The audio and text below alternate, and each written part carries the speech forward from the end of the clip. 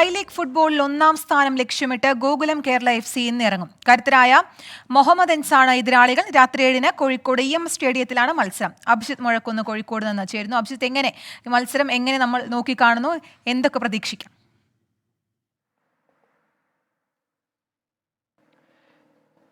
കീർത്തന, ഏറെ നിർണായകമായ ഒരു മത്സരമാണ് ഗോകുലം കേരള FCയും ഒപ്പം മുഹമ്മദൻസ് FCയും തമ്മിലുള്ള പോരാട്ടം. അത് ഈ ലീഗിനെ സംബന്ധിച്ച് രണ്ടാം പാദത്തിലേക്ക് ലീഗ് മത്സരങ്ങൾ കടക്കുമ്പോൾ ഏറെ നിർണായകമാണ് ഇരു ടീമിനും. മുഹമ്മദൻസ് FCയെ സംബന്ധിച്ചാണെങ്കിൽ അവർ ലീഗിൽ 1-ാം സ്ഥാനത്ത് തുടരുകയാണ്. 3-ാം സ്ഥാനത്താണ് ഗോകുലം. ഇന്നത്തെ മത്സരത്തിൽ ആര് ജയിക്കുന്നു എന്നതിനനുസരിച്ചായിരിക്കും ഈ പോയിന്റ് പട്ടികയിലെ സ്ഥാനക്രമങ്ങൾ ഉണ്ടാവുക.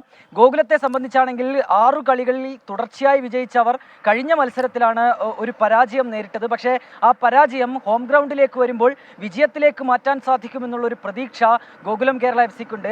മുഹമ്മദൻസിനെ സംബന്ധിച്ചാണെങ്കിൽ അവർ കഴിഞ്ഞ 4 കളികളിലും പരാജയം അറിഞ്ഞിട്ടില്ല. 2 കളി വിജയവും 2 കളി സമനിലയുമാണ് അവരുടെ പോക്കറ്റിലുള്ളത്.